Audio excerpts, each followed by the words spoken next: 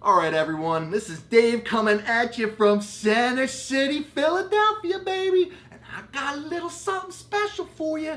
Got a little Motivation Monday up in this bitch, baby. Now, today, I want to talk about relationships and what finding that center means.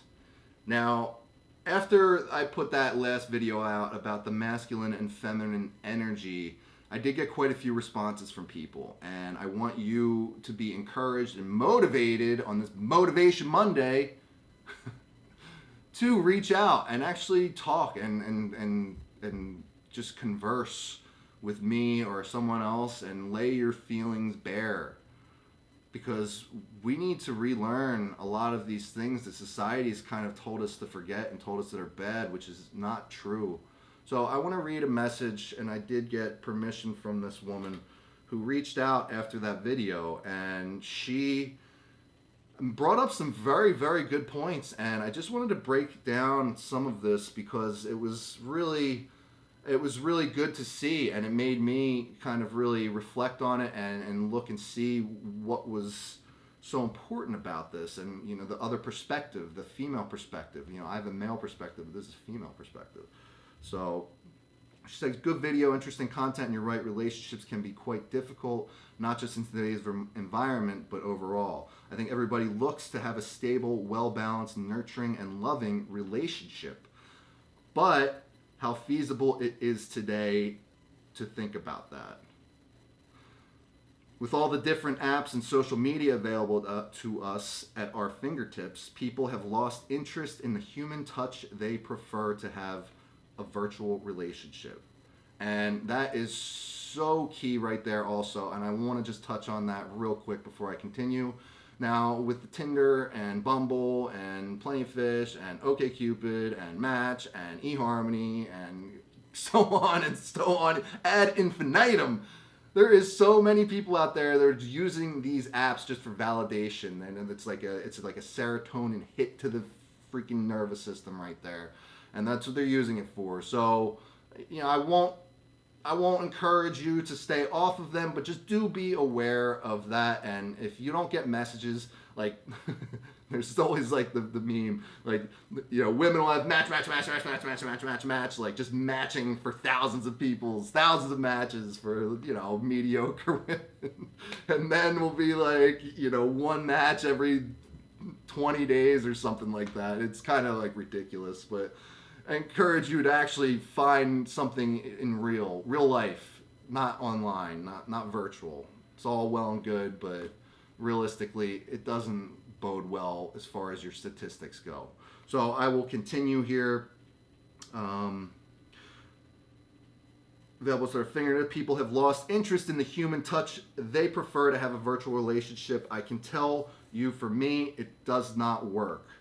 So she understands that just doesn't work for her, and for me, that doesn't work either. So I think for most people could agree with that. I need to be with someone that I can share my ideas and thoughts and dreams with, and someone that I can spend time with physically, not on the internet. And like I said before, that's 100% true. You need to have the human touch. You bond through human touch. The energy that you both share together culminates in something completely different, and it's either a good meshing of energy or not. If that masculine and feminine are meshing together well, then your relationship will flourish. If not, you can almost sense it immediately. It's best to just cut connection, break ties, and keep searching for someone that you mesh well with. So you mentioned polarity. I don't know if that's actually worked well in my favor. I say this because in the past I've always been attracted to my opposite, and older men, only to find that as you grow and learn more about yourself, you'll realize at some point when you examine the relationship, you guys don't have anything in common. No interest to share, which will cause problems in the long run. No one wants to be in a relationship that's stagnant. Now, I completely agree with this, and this is something that I talked about before. And this happens a lot. where younger, attractive women are looking for stable, financially successful men who can support them. And sometimes that's from a loving relationship, and sometimes that is strictly for security purposes, because they want someone to support them, and they're set in their ways. They know what they want, which is commendable, I believe. But just be honest about it. Just be honest what you're looking for up front. Saying, yeah, I want someone to support me. Just say that right at the beginning of the relationship. And more power to you fellas that can go through this. But do not be a simp or a white knight to these women if that's what you're looking for. Don't just go along with it because that's what you think, or she's very attractive. You're gonna have a bad time. You're gonna have a bad time, and she's either gonna cheat on you, or you're basically gonna get friend zoned and not have any sex, which is another terrible place to be. So I will move on here. Don't have anything in common, no interests to share with, which cause problems in the long. No one wants to be in a relationship that's stagnant. I feel that likes should attract likes. That way you have similar attractiveness between you in terms of interests. Clearly it's not just about physical or sex. You have to have other things keeping your relationship going in terms of intellectual conversation. And yes, that is very true. That is very true. That you need to be interested in the same things. What I'm talking about, and I think this is getting misconstrued here, which I did convey to her a little bit more through this text, is that I'm not necessarily talking about complete polar opposites as far as interests, but it's really your energy and how you react and interact with your daily life and the world and people in your sphere of influence and in your life. Are you embodying a more masculine traits or more feminine traits? And that's either male or female. Now you're going to embody the whole spectrum of them throughout your day and throughout your interactions and throughout just your self-talk as well. What you're saying to yourself, you're going to embody all sorts of different ranges of that. Men can embody feminine traits and women can embody masculine traits. It's when you're where you're at on that polarization, though, the majority of the time, on average, that's what I'm talking about. So, but yes, you should have the same interests and the same, needs and wants for the most part of what you're looking for in life. So some people live with the thirst for passion for life, and perhaps your partner just chooses to exist to see the problem. I haven't been lucky in love and have made poor choices, but I haven't lost hope in finding my soulmate. I know he's out there. Now, that was very, very awesome. Thank you so much. I hope you're watching this. You know who you are. I will never, ever, ever divulge any sort of personal information that anyone wants to share with me. And I really appreciate that because it teaches me more about myself and about human nature in general. So I did respond to her. She says, thank you, that I appreciate you, and you're correct. Relationships are complex, but if you look within yourself and you understand exactly what your wants and needs are and can also communicate well with your partner, there should be a happy medium. None of us are perfect, but you're right. People are too caught up with showing a facade at who they are at the beginning, and then 3 months later, the monster arises.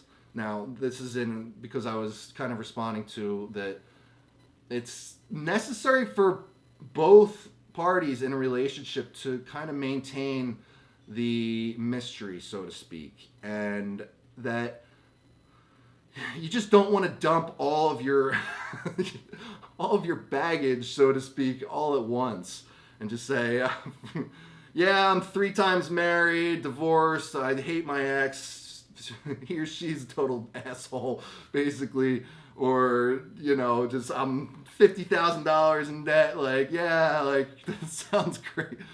Or just, or completely, on the other hand, you just completely just overload them with attention and affection, and you just want to have that air of mystery, and it's the playing hard to get, but it's not playing hard to get. It's being focused on your purpose and having that positive indifference of, you know what, like, this is great. This might turn out awesome for me, but it also might not. But whatever happens, it's going to be okay with me, and it's not going to get me off my center. And that is where we all need to be, man, woman, gay, straight, lesbian, whatever. That's where we need to be. So honestly, I've never been this way. I've shown my genuine self from day one. My mom taught me my good values. I learned from an early age to be independent, confident, and honest, which is good. Lost my dad at the age of 13, which changed my life forever. He committed suicide, which left me empty and full of a lot of questions. Now, that's awful to hear, and I'm truly sorry to hear that. That's a lot, especially for a child to go through. That is serious stuff, and that can affect you big time throughout your life, with relationships, with, you know, self issues. And if you ever feel yourself ever getting to that point, or ever being so distraught that you need to talk to someone, I encourage you 1000%, go seek professional help. I've seen therapists myself. They can be very, very helpful, and they can get you through some very difficult times. Also, just to have a network of people that you can reach out to and that you can talk to, however rough it is and whatever you're going through, because you need to be honest with people. You need to be honest with yourself, and you need to be honest with people. And that's what we're just so scared of, what people are going to think. But just let go of that fear and just get real honest with someone you can trust. Not the whole internet, not everyone out there, but someone you can trust. There's people out there that can help you, that they're studied in this. They know what is going on and can help you.